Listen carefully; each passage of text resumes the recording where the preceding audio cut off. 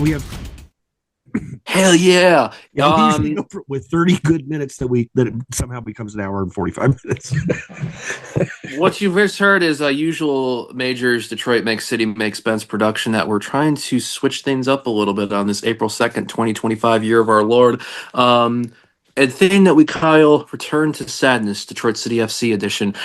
Garrett Comat's here, joined as always by the producer maestro Adam Hernandez and the namesake of Make City Make Spence, Sean Spence. Gentlemen, happy Wednesday. Yo, Great to be with you once again on this otherwise gray day. Um, and I think it's also tied. Why is it Return to Sadness? One might ask, involving Detroit City FC. Did you take a? If one was under a rock, you might have missed the weekend Detroit City FC had, which we'll go into detail as well as preview what's ahead this coming Saturday for the men. Let's start off with the women. The MASLW tournament that was in Des Moines, Iowa. Detroit City, the number one seed of the six teams that were in the tournament by way of their unbeaten regular season, had a bye for the Saturday night matchup. We had thought originally it was a 5:30 Eastern kickoff. Yeah, MASLW decided to fuck around with us. It was actually like 8:30, or that's when the stream started. Kickoff probably didn't happen until around 9. Anyway, for the fourth time this calendar year, Detroit City FC defeated the Iowa Demon Hawks, the bottom six seed, 11-5, to advance to the final on Sunday afternoon against the number two seed Chihuahua Savage of Chihuahua City, Mexico. And I did not know this, and kudos to Dennis of Channel 451 for dropping this article in our general direction. Chihuahua has apparently 15 players that have played for the Mexican indoor national team. Yeah. Um, I don't want to say Sunday was humble pie, but we now know what it's like to receive a beating that we had dished out to all of our opponents for the most part this season, including two goalkeeper banners. Chihuahua Savage takes the MASLW title, 16-3 win over Detroit City FC. yeah, it was really Yeah, rough that they were going for two on the after that last touchdown. Like ooh. Um, I mean, absolutely, humble pie is absolutely the right way to lay this out there. Like um, I spoke um, glowingly about the women's chances of winning, and I think that was kind of the vibe. We hadn't been touched all year, but they are one of the things you hear in soccer a lot is there are levels. There are levels, right? That's one thing that players and the coaches say a lot, and this was a demonstration of that fact. The you know they simply played at a higher level than we were capable of reaching. Now, I don't think it helped that Gabby wasn't able to make the trip. I think with a lights out Gabby in goal, maybe it's a little closer. But I mean, that 16-3 was in no way like fluky. Like they got on top right. of us and started realizing they could have some joy against our defensive setup and just fucking waxed us. Like, like it was very similar to the kind of pounding that we have given every team in our division repeatedly this season, Yeah. where they're kind of easing off halfway through the third quarter and sort of like going, okay, well, like we've proven our point, you know, and 6-0 after the first quarter. right. I mean, it was not close, and it was one of those games where you kind of in the first like 90 seconds you got like that kind of dawning horror, where you're like, oh.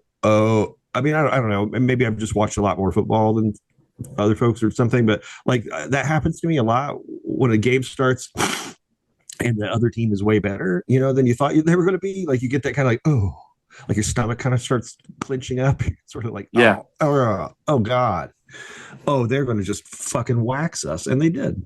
So hat tip to the Chihuahua Savage, MASLW champions, for good reason. And like I think at some point, like I think it's good for the women to have a setback. right? Because really, our women have kind of just they formed an indoor team and then they've stomped everybody. Um, and there were some playoffs last year, but I think they were kind of like thrown together and it's haphazard, and I don't think everybody made the trip. And it was like so we didn't really. This year, we really seemed like we were focused on okay, we're going to win a trophy here, and we've got a clear indication that we're going to have to raise our game considerably to get that trophy in this league, and that's an exciting challenge, right? We go from feeling pretty good and dominant and just kind of like, well, we'll just keep doing what we're doing to now, okay, now there's a challenge that we can get our, get the bit in our teeth and get better. And, I think that's the way we have to think of it because 16-3 did not feel good. And, No. coming after the earlier men's game was a made for a bad Saturday or made for a bad weekend. Yeah, 100% on there. Adam, what's some takeaways that you have from it? I agree with Sean. I mean, I agree with the takeaway that it's good to experience some adversity. I think the important thing though to remember about this season, and I know it's kind of hard to do that considering how the regular season went and how that final game in the playoffs went. Um, I do think this was a step forward though for the team. I do. I think that compare this team to last year's. I think that it certainly looked like they're much more polished. They're much more aware how to play as a team in an indoor setting. So despite the 16-3 final score against Chihuahua, I thought that I do think that they took a step forward. I thought that they grew better as a team this year. And assuming that they're going to play again next winter, I think they're going to even be even better. The only thing that I wish that there were some more interconference or Yeah. interdivision games, just so we could get a better idea of what we're up against. Because obviously, based off of what we saw that final game, our division was complete dog shit. It wasn't good. Yeah. I We mean, were but the Demon Hawks upset a team to get to us. Yeah. Like they were in our division. They were like what third That's in true. our division, and That's they true. managed to win a match. And they were more competitive. Like they clearly recruited desperately during the season to get better, and they looked like they were a little deeper and had a little more about them, despite the fact that we still club them like baby seals. Like, um, I, yeah, I guess I'd like to see a little bit more organization too in the league. Um, yeah. I I mean, think like the travel, the thing for me, like I hear what you're saying about divisional play, but the money just isn't there. no, I know. At least for the other teams, like for us, okay, arguably we could barnstorm a little bit because we are making money on that team. Yeah. Those home matches are turned into a pretty decent little revenue stream there, and Hmm. that's the kind of like all right. But everything about the design, like these leagues are designed regionally just for cost control, Mhm. and the other teams like just barely exist. So I think we need to let them grow a little bit before we ask them to spend money on a bus. But I think I do think this was another step up for the women's program. You've got a solid core there now of women. You've added a couple, to the previous year's core. You've added a couple new players. Zoe Greenhalgh was new, and is fantastic. Anna Cadell. Yes, to that core of um, uh, of women from the first year team, and I really feel that just they could they could get just a few more players in next year. I think they've got a clear idea now what the next level is. A lot of times you can't get better because you don't know what better looks like really exactly. You're like, well, I mean, we are absolutely blowtorching everyone we're playing, so how do you get better? Like, um, so that's my hope is that they'll take this on the chin and but we'll use it as motivation in the off season to come back and be nasty, and hopefully the women that'll carry over to the USLW team will use it as motivation to try to fight to get into playoffs and put City on the national stage again. I think when too, you Danny mentioned Evans that, wasn't there as well, coaching the yeah, She team. wasn't. Yeah, she's so pregnant. actually gave birth. Did you? Okay, well there you go. So, The last time okay. Congratulations to Danny and family. Congratulations, Danny and John. That's awesome. That you want to talk about a City family, John and Danny Evans? Yeah, that's the real shit there. And so fantastic. A new part of LaRouche has been born. um, yeah, I'm. It was sad, but like you kind of had the whole match to cope. You know what I mean? Yeah. Like it was like after the first 5 minutes, you're like, all right, like, well, this is how this is ending, and we just got to try to fight for our pride here. And I don't know. I think I've said enough about it. I hope Danny makes them do laps and wind sprints and all that. That's unacceptable for them to drop that game. I'm just kidding. That's Eliza will in the off on the road to the W League. Yeah. I will say this: if you count indoor to W League as seasons and transition seasons, last year in the big tournament that they played 3 games a day on the weekend, they were a couple of games from making the final in that indoor. Then you go to W League last year; they made a national semifinal. This MESLW, you made the championship game. Slow steps in the right direction ahead of W League May 17th. Let's lift that trophy in the summer. Ladies, Yeah. rest. I mean, I think we're going to have a similar talent base to last year in terms of the level of the players that we're bringing in. I don't know exactly how many carryovers are going to be. Obviously, we've lost. There's Aubrey Ciampa is not playing this summer at all. Yeah, but we are, Lily. I think I've said this on here before that Lily Jekyll and Ava Landstra are going to play for City. And Ava may be the kind of bigger get in that, not because Lily's not great, but because Lily's too great and will be, off doing national team things half the time. If we're lucky, we'll get Lily for more than 5 matches this year. But I think if we get more than 3, that would be amazing. Ava, on the other hand, is somebody who probably will be available right through the season, and she is a potentially a fantastic central midfield prospect.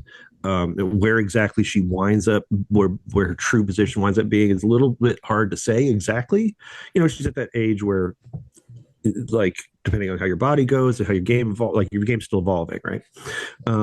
But she looks like central midfielder, maybe a slightly deeper lying position, and got a lot of skill on the ball, a lot of ability to keep possession ticking, and just really looks the absolute business, basically. So it's going to be an exciting USLW season, and I'll have a lot more on that as it kind of approaches. They're just starting to really hit it hard now in terms of training multiple times a week, and I'll bring you more about that later.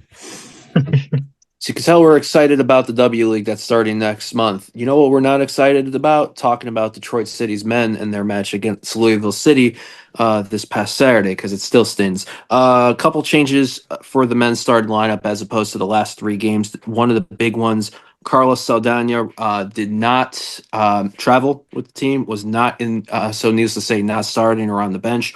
Rumblings are not 100%. So Carlos Herrera gets his debut in goal for Detroit City FC. That also saw Debonamu Mensah back in the starting lineup in place of Shane Wheat, and a Detroit City FC side that, dare I say, looked a little bit scared in that first half. Louisville City gets a goal off of a miscommunication between Herrera and Devin, leads to a throw in. Shortly after the throw in, Louisville scores.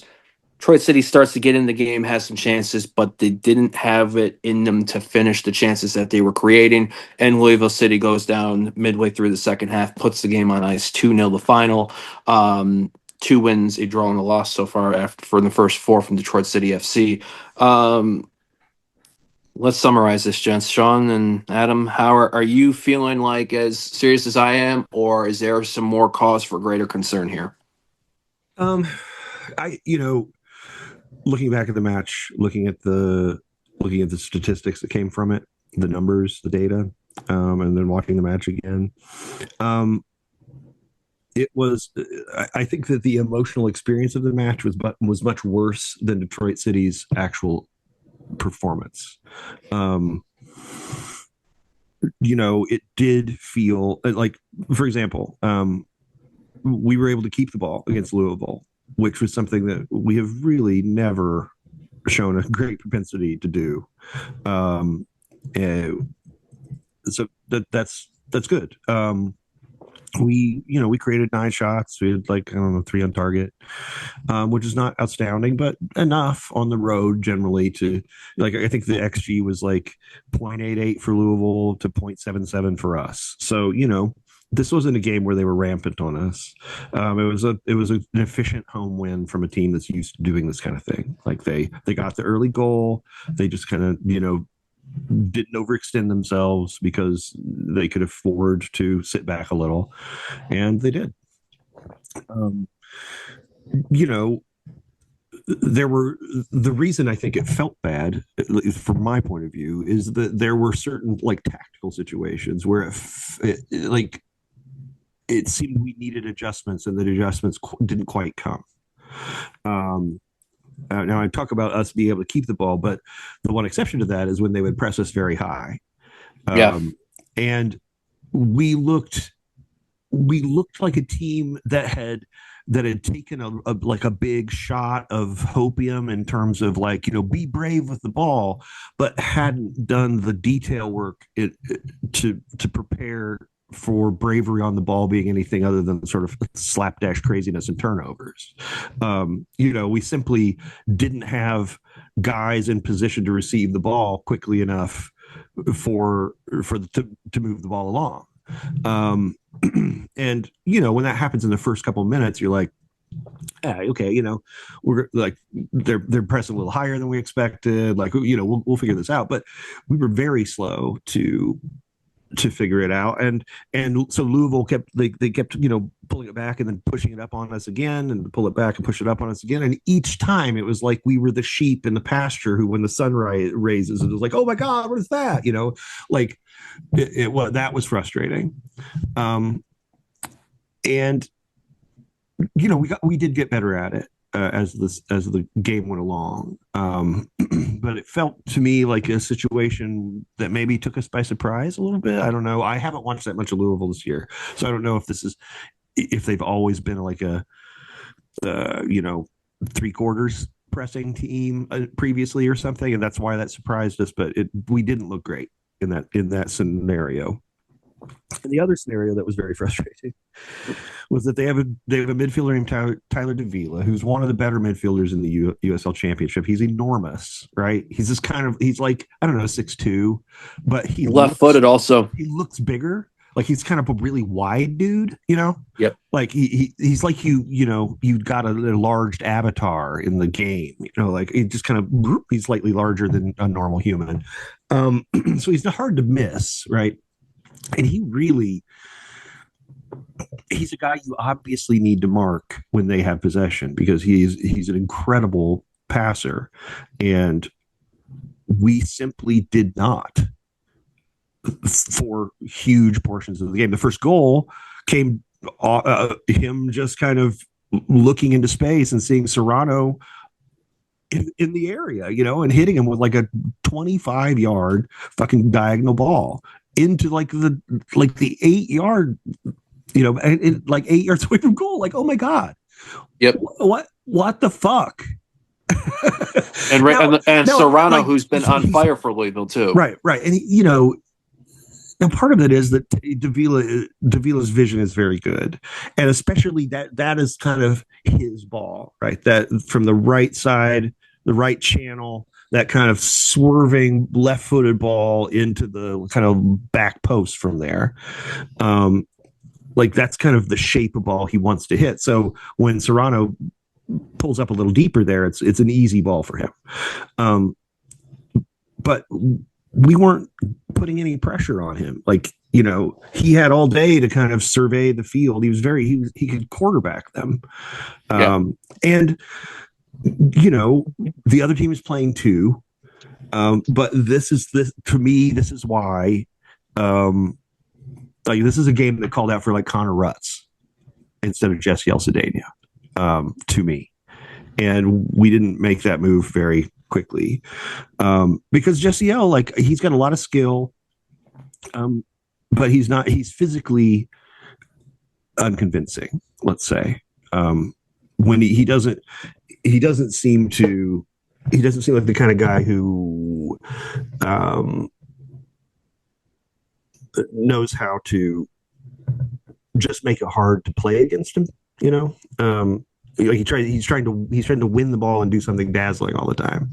And sometimes what you need is somebody who's just going to kind of like get up in a dude's face and make it hard, muck it up, essentially. Right.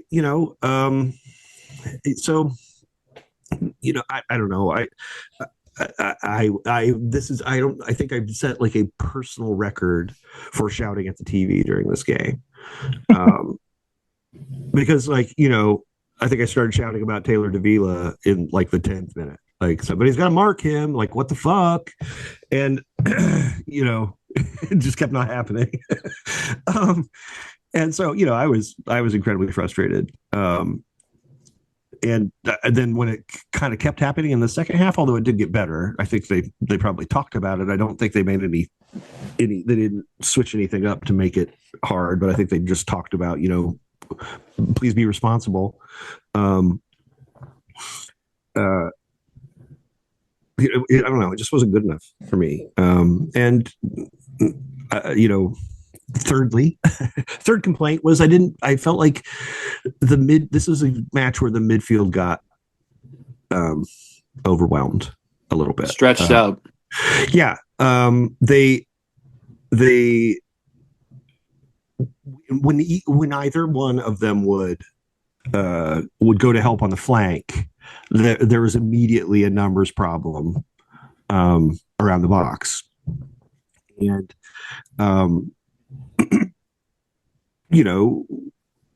those kind of counting problems, where it's like, oh, look, when we shift here, now it's 3-on-3 inside the box or whatever. Like I consider that a counting problem. You're just like looking at players and saying, well, they are outnumbering us or whatever. That is the kind of thing that, like, I just don't understand how you keep having that problem during a match. You know what I mean? Like, it's something where you should see it happening and immediately go, I don't like that. And, be honest about, like, okay, well, like, are we asking the players to do things they just can't do? Like, Jay Chapman has a lot of skill, but he's not going to like show up on the flank as the third guy and like create a lot of difference. He's another body in there, but he's not an amazing tackler or anything. And Marcello is a better tackler, but is like, neither of them are incredibly quick. So like the shuttling part of it is taking longer than you'd like. And you're also like just burning them out. And it's creating overloads. Like, it's like, okay, we got to have a different solution here. And maybe they kicked it around and maybe they made a bunch of changes and the players didn't execute, or maybe they couldn't decide what to do, or maybe they believe the players should solve these things on their own. But man, this was a match that I don't feel like this Louisville team is all that good, and we made them look like vintage Louisville. And That's the part for me. That's the part for me. Is this Garret was looks our like best chance? trash, and yeah, we like, this is a match that was there to be taken, and we were like, so we're going to do the usual, like 2-0 Hell, loss, Ugh. Anyway. even at 1-0 when we're spreading the ball and we have a moment, I think the Reese Williams coming down the Frank where it's like, hey, you got a space. You may not hit the goal. Take the fucking shot. Squares it way back 25 yards in between edge of box and center circle. I'm like, what are you doing? Yeah, like, I mean, it seems like we are adept at creating, like, we when we create counterattacking situations, we don't often try to make them into counterattacks. We get into a counterattacking situation and then it feels like we just take that as like a relief that we didn't have to work through the buildup. Like, oh my God, we got down here without having to make a bunch of fucking passes and think super hard. Like, woo, instead of like upping the tempo and trying to create a chance while the defense is disorganized and sprinting back at their goal, we're like, oh, okay, always just pull up and let's see. And that's a way to play. But like, if you're going to do that, then you need to be able to create shots out of against a settled defense, and it doesn't seem like we're great at that. I mean, we played pretty well in this match and created 9 shots. I don't think that's not going to win the league. That's not going to get us a home playoff game. Like, that level of offensive productivity is okay, I guess, but you need the defense to be really good. And I'm this Yeah. really, I don't know. This match was upsetting to me, as you can tell. The length of time it took to get Jordan on the pitch, when it was clear that that Danny Cruz had kind of realized, like, well, I mean, pressing them high is obviously just fucking them up, and they don't seem to have anybody who can run past us, really. Like, Nope. Our defenders are able to get back, and like, so the counter to that is Jordan, right? He's the guy who you could golf it long and he could outrun the dude. And he came in like 15 minutes left, and I think we were down 2, so it's like, I Too little, too late at that point. Right. Yeah. I just, I really, I want to feel better about the way things are. I think this roster is pretty good. But I don't, as it's constituted right now, we really need Lijop to get healthy and be good. Yeah. Adam, are you more optimistic than the two of us? Or are you feeling the same way or worse? No, I thought Sean hit the nail on the head when he said that this is, we just made a not as good LouCity team look better probably than they actually are. At the end of the day, though, this is one of those games where I guess I can live with a little bit more knowing it took place in late March rather than later on in the season. If they're playing like this later on in the season, then you're going to have some real concerns about the team, especially up against presumably one of USL's best teams, especially in the Eastern Conference. I'm just so tired of losing in LouCity and not playing our best game in LouCity. Like, it's just. It's old at this point. Like, I want to go in there and I want to be competitive, which we were in some respects. I just want to put LouCity on their heels at some point in LouCity. So that's all. I think, from a fan, from a supporter's perspective, to me, that's probably the biggest frustration out of all of this is, once again losing in LouCity and having to deal with just the worst banter you can possibly see. Like, if I can go off a little bit here just for a second, Uh, please. USL has some of the worst banter amongst the supporters that I have ever seen. Like they are recycling. This is Yeah, how bad it is, you it's guys. This is straight how up bad it is. incel level banter. Like it's like, Yes, like oh my god. it's this, Sean. It is this bad that they have recycled.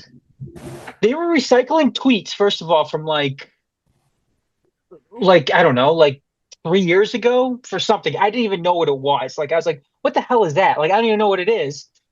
They're making fun of the NGS and Detroit supporter attendance when theirs was one of the worst I've ever seen. Like I don't know if this is just a Lynn family thing, if people are just spread out, but the attendance there looked abysmal. It looked bad.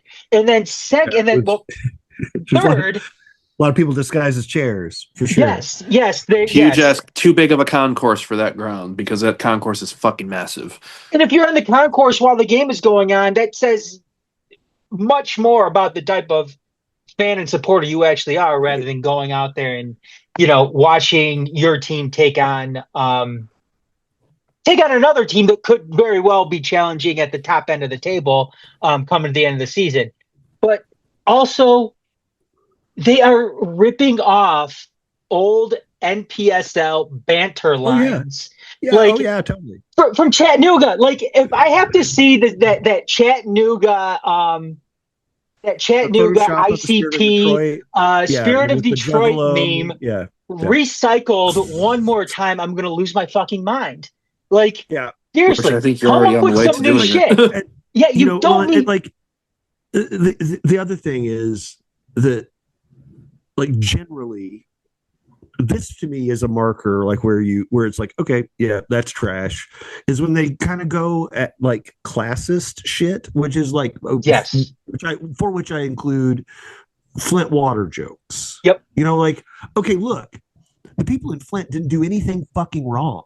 They were done over by a corrupt system which has like this is a pattern that exists in the world at large now. The Flint was the canary in the coal mine. The United States is the fucking coal mine. And if you think that like that's why I say incel level banter. It's like you get to the point where you feel like okay, I am possibly talking to like a 14-year-old sociopath, and I I don't really want to do this anymore. Like you just went and looked up a bunch of banter and like shot it at us again. Like, oh, okay, you're not really in this for real. And that's the thing with a lot of the USL fan bases is they're like there's a shallowness to the thing. Um, uh, and Manufactured rather than I don't know organic. if it's just because you know like some clubs started having real followings like Detroit City, and so everybody felt like okay yeah we got to do that, and so they'd kind of everybody put their business face on and decided to make a supporter group happen, and like okay but like how I'm sorry. Was that Soda Pop or Pony Boy? It's both of them. They just got their treats for the evening. Yes. They are devouring their treats. They should play an attack for us then on Saturday. Here's what I miss, and I'm begging the fans of the USL Championship to bring your A game when you're bantering. Like you don't have to be kind, you don't have to be sweet, just be actually funny. And actually funny is not like Joe Rogan funny, right? It's not like it's a transgressive thing, I whatever, like that ain't it. Like And if I have to explain it to you, I'm guessing you're never going to get there. Like you're like I feel like I'm pointing at something, and they're looking at my hand like a dog. Like what? No, no, no, over there, not my hand, over there. The hand. Horse in this Okay, case because Kentucky, because Louisville. Yeah. that's Uh, that is my frustration, and like I would love for the rest of USL to decide that I'm the dickhead that they're going to bring their creativity to, and like shit on me. Fine, like just something. Wake the fuck up and be funny. Like let's participate in this thing. This is not like you should not approach this as consumers. If you are, you're doing it fucking wrong. This is mhm. not a shot, not an opportunity to go to like a soccer themed mall. You're going to the match. Like it should. This is more akin to a religious rite than a consumer outing.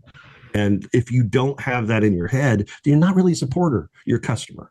And like, don't get it twisted. They're not the same thing. Um, I'm gonna get one bright side. There was a bright side for me on Saturday, and that Sorry, was ranted. no, you're good. No, Adam, before I do that, did you have anything else you had to add? Or are you good? I can go on. I can go on about the supporters all night. So you might as well just go ahead. All right, perfect. Yeah, because we got 10 minutes. The shout out to Detroit City Clubhouse because the bright side for me personally was at least I got paid to watch that for hosting trivia beforehand to watch that fucking shit on match. Shout out to the food. Shout out to the most Oh of the my people. God, that's your take. You're gonna give a shout out to the food. The Turkey Club was dope that was added in getting paid to host trivia. I will say this though. That was from Sean's direction. I'm gonna say that's from Sean's direction. The I just want to food is say, as good as it is yeah. because of Sean. Sean Mann's the shit No, when it came. I, Sean Spence was the food for food. Ranch pies, chicken and bacon ranch pie test. If you, those that didn't have it, you missed out. the uh what was I was just thinking of something really funny, but we were talking about food for god damn it. What was I just lost it. It's gone. Um, no 3 stars LaRouge. None earned it for Saturday. That's my opinion on that. Lots of dudes work hard. I'm not really shitting on the players. Like I don't feel like there was a lack of effort. Right. Saturday also saw real quick. Not only lost Detroit City FC losing, Rhode Island FC losing 2-0, Indy losing to Colorado Springs Switchbacks, Charleston Battery losing to North Carolina, Birmingham Legion still winless, losing to Pittsburgh, and our opponent for this Saturday defeating Phoenix Rising 3-1 in Monterey Bay FC, who 4 games into their USL Championship season this year lead the league with 9 goals scored in USL Championship, 3 wins and 1 loss. Yeah. However, Monterey Bay are also coming off of a 1-2 loss in round 2 of the Open Cup to the mighty Burrito Brava of El Farolito SC. So, Saturday, April 5th, 4 p.m., a Keyword Stadium that I believe Hamtramck is listed as a 69% chance of rain. This is the one Uh, time that number is nice. Huh? Not nice. How are we feeling on this, gents? Let me talk about Monterey Bay just a little bit, because we have reason to be really concerned. Like they aren't flukily, 4 wins out of 4. They have been the best team in the championship through 4 matches. 3-1. 3-1. Did they lose one? I think they lost opening night to San Antonio. That's right. I'm sorry. But by the numbers, they've been the best team. I mean, like they've created the second most shots, created the given up the 5th least shots. Their expected goals are the highest in the league. They're just playing lights out football. They're creating a ton of good chances. They got a couple strikers they brought in this year who are like pairing up and working very well together. One's Paul Gindiri, I think is how you say that. Gindiri. I don't know. It's a kid who's been around the Real Salt Lake for a couple years. I think he got loaned out to League One last year. No, I'm sorry, to MLS Next. And this year they cut him loose in the off season, and Monterey Bay signed him. He's in 4 matches, he's got 3 goals, 6 key passes. The other guy is Anton Soyberg, who's a small Danish striker, but another very mobile, intelligent striker. He's got 2 goals and like 5 key passes they're just working incredibly well together.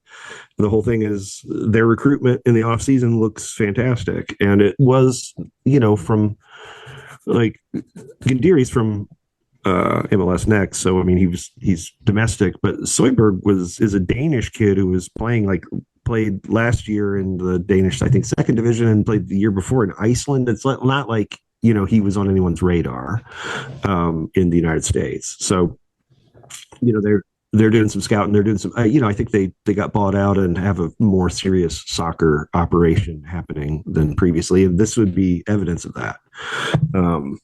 Elijah Paul, yeah, that's the guy you're mentioning. 3-2 for him, 3 goals, 2 feeds. Yeah, on the league stat stuff, he shows up as Paul Gindiri. I think maybe Elijah Paul is what he was called, with RSL. So I don't know if he's changing that. If he's like, hey, I want to be called this, or it might be how FotMob listed, because FotMob also didn't listed Skaggy Simonson and Skaggy Leyland. Yeah. So they would do. It could be that. But I mean, I'm getting this from American Soccer Analysis, which is where I get the XG stuff. But yeah, there's. They got a handful of players with high ratings. Miles Lyons, who's great with assists. Adrian Rebelar. I mean, this team seems motivated, which is which we didn't see from Monterey Bay so much last year or 2 years ago, and that I think is a scary thing. Yeah, I think this is going to be a close match, but. What I hope to see is that that Monterey Bay really runs into a defensive wood chipper for the first time. That our guys show the thing they've shown they can do at this level when they're playing well, which is just make it essentially impossible to put together a decent chance against them. And I think if we do that, we will be able to nick a goal, I think. So I guess we'll do predictions in just a moment, but this is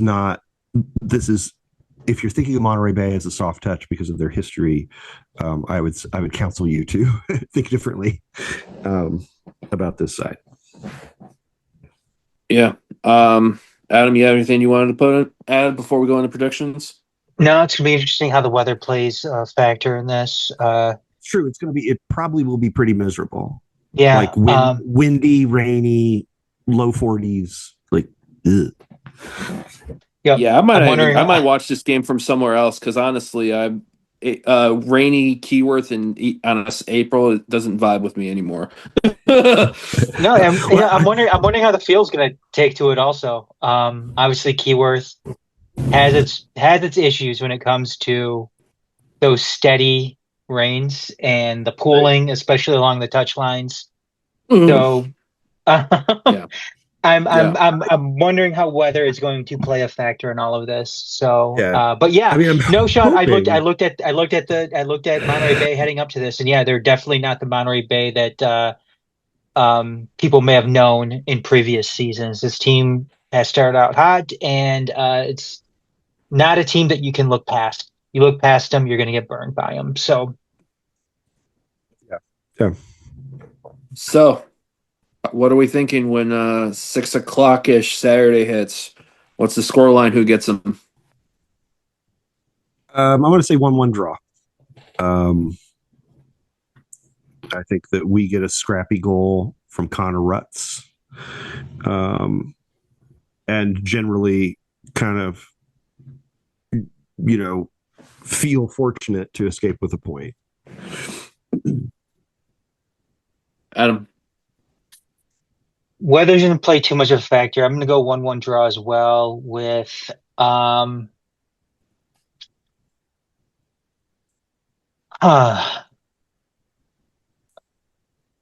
let's go with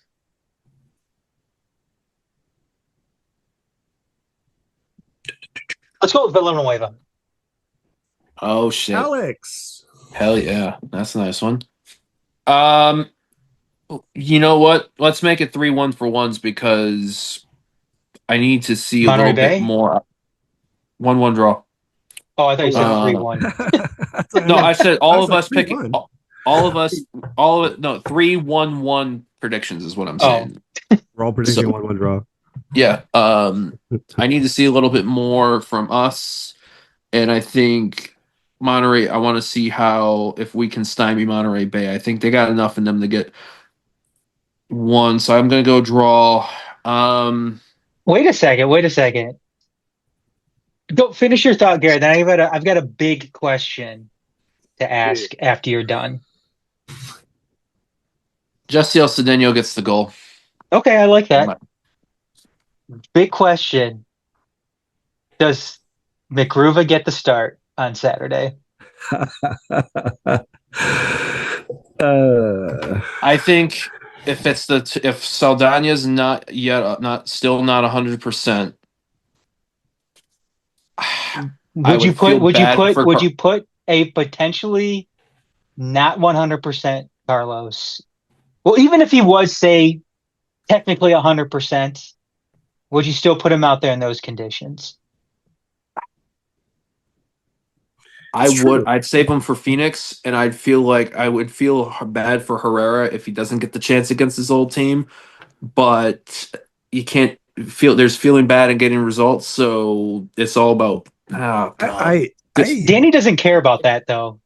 Yeah, very true, because Saldana didn't play in front of his old man in Monterey last year. I mean, traditionally you would say that if Saldana's out or unavailable or whatever, like we don't know like what's going on there. The club has told us nothing. So this is where speculation starts to creep in, right? Mm-hmm. Like, well, wait a minute. This dude just didn't travel and you haven't told us why at all. Like usually you'll get like an explainer, like Carlos's, wife is about to give birth and he's stayed home for like, okay, great. Fine. Or he's got the flu or he's got an injury or, he had to travel for some reason. Saying nothing makes you feel like, okay, well, this might be something fucked up going on. Does he did it turn out he has a substance abuse problem that is being treated behind the scenes and that we can't talk about or whatever? Like, the traditional thing would be to say Carlos Herrera, like you're not going to start him, and then like if you yank him after one start when he was fine, he wasn't terrible, he wasn't great, Right. If you yank him after one start, you pretty much are saying like, I am not going to play you. You are crushing his hope of getting playing time, and it might be hard to get a tune out of him if you need it at another time. So that's my first thought.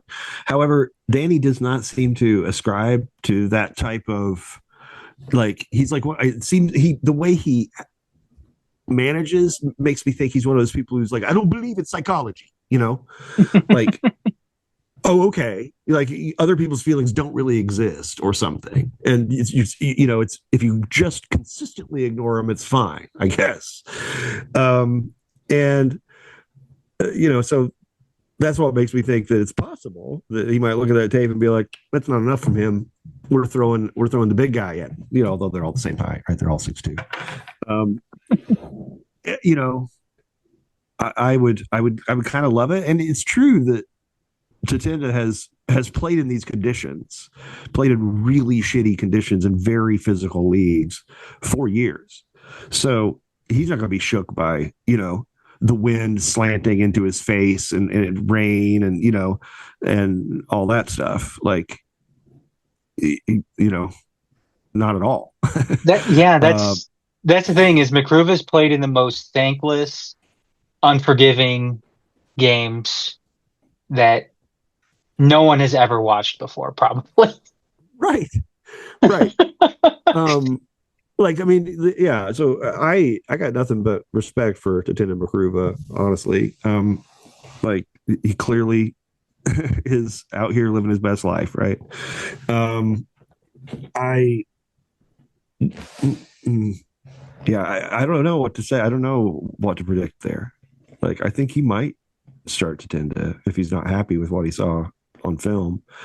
I didn't when I rewatched the match, I basically was spending the whole time like kind of growling about spacing and I wasn't looking at what Carlos was doing very much. So I don't really have an opinion about his performance. I think he made a few great saves. Obviously, missed timing with him and Devin, although it was Yeah, both their first game of the season. yeah, it's So, pretty rough. I mean, but yeah, I remember him making one really good save, like a ball um, rifled in through traffic that header, yeah. that he had to have seen late. Um, like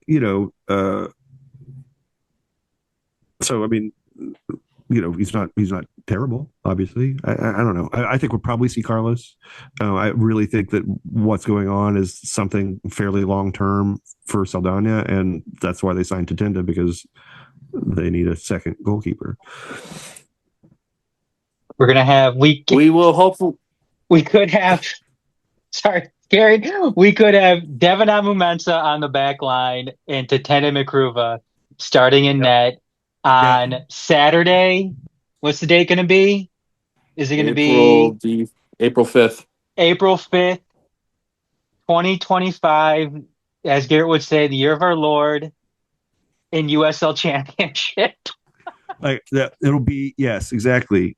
2025 USL Championship featuring like a lineup that's more Michigan Stars than Detroit City. Because Connor Rutz, Yeah. if Connor Rutz plays, Connor Rutz is yeah. also former Michigan star. Yeah. What is George going to be saying? Is he going to have a little tear of those are my boys, or right? He'll take the Twitter. Yeah, they're disloyal. It's X for George, Garrett. He only calls it X. Right. Right. Him and Elon are boys. Like, yep. I just realized that might be 3-year anniversary of Smoke Darkness Smell on Saturday too. That would be tremendous. Yeah, it is 3-year anniversary of Smoke Darkness Smell. Oh my god. I just thought of that. Holy shit. To the day. April 5th, 2022, for those that are not wondering, the second round US Open Cup matchup between Detroit City FC and Michigan Stars. Okay, imagine going back in a time machine then, telling City supporters there that the guy who just got his lens, or had that eye injury is going to be your goalkeeper in 3 more years.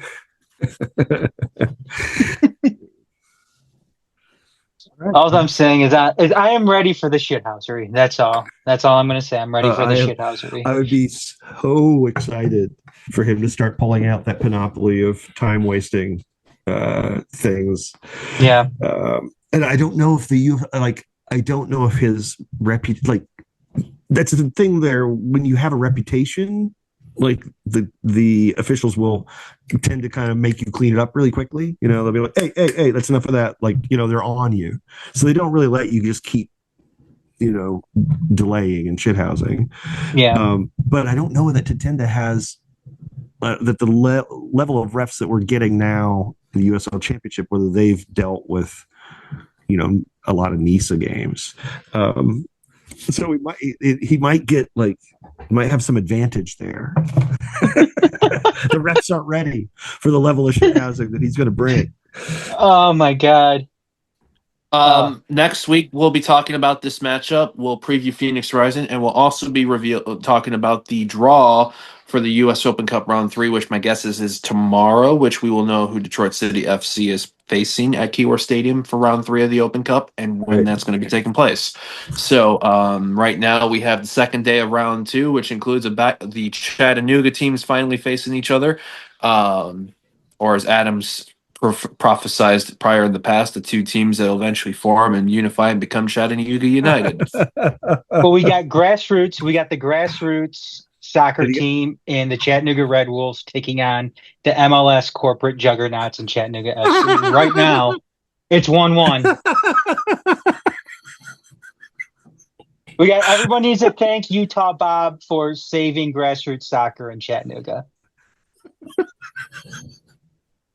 Oh my gosh! Thank you, Bob. Thank you, Bob. At Finley, I'm making heart. You can't see it because I don't have a camera, but I'm making heart hands right now. That's for you, Sean. That's for you. I can't make a heart hand because my left hand is holding the phone for recording right now, so I'm having a heart in spirit. Let's go. Draw it out, Garrett. Yeah. Draw it out. No, but the thing is, the Chattanooga United thing, so you've got the field, the natural grass side and the AstroTurf side, and there's the modern technology. Really, most fields are a combination of natural grass and AstroTurf. That's a totally normal thing to do nowadays. So I just think our old chums from Chattanooga FC need to get on board. That's how Keyworth is with all the weeds and the grass growing through the turf. It's kind of a like. It's a non-monetary version of the very, very expensive hybrids. It's the DCFC doesn't want to spend any more money on Hamtramck version or Keyworth version. Right. Yeah, we got a lot of capital projects going on. We're not dropping money on the field. Like it's fine.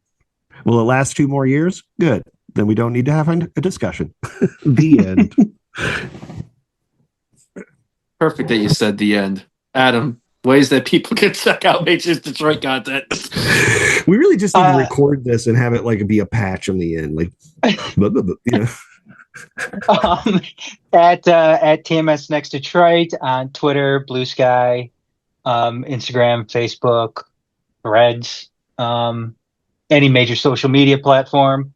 Check us out on our website, detroit.themajorsports.com. As well as make sure you subscribe, like our channel on YouTube, youtube.com/themajorstv. And also make sure you leave a 5-star review for Make City Make Spence on any major podcasting platform. Again, it helps get more eyes on it. It helps in the algorithm. So again, that's a big help. So make sure you do that. And then find me on Twitter, Instagram, Blue Sky at TMS Next Adam. Sean Spence, the cat pics. Where should they send them? Oh, I gotta get my cat pic. Nope. Oh shit. Cat pics can be sent to I am Shield Chafing on all media. That is SEYLDSEEAFING at Gmail and X and Blue Sky. Although Blue Sky, it's like I don't know. B Sky Social. I don't remember what it is, but like it's Shield Chafing. I think on Instagram too, although I never ever look at that. Facebook, yeah, don't look at that either. Yeah, hey, hit me up. I can be found making pizzas at 190 Perry Road, Grand Blanc, Michigan. 130 Perry Road. I'm going to send you to the bread store, not to me. Dominoes. GM Comats, Twitter, Instagram, Discord. GMComats.bsky.social. Yeah. And we'll keep everybody in the loop with all the fun stuff next week. In the meantime, thanks for everybody checking out another episode of Make City Make Spence and allowing us to go through the sadness that was revisited. May next week be more cheerful. Until next time, see ya.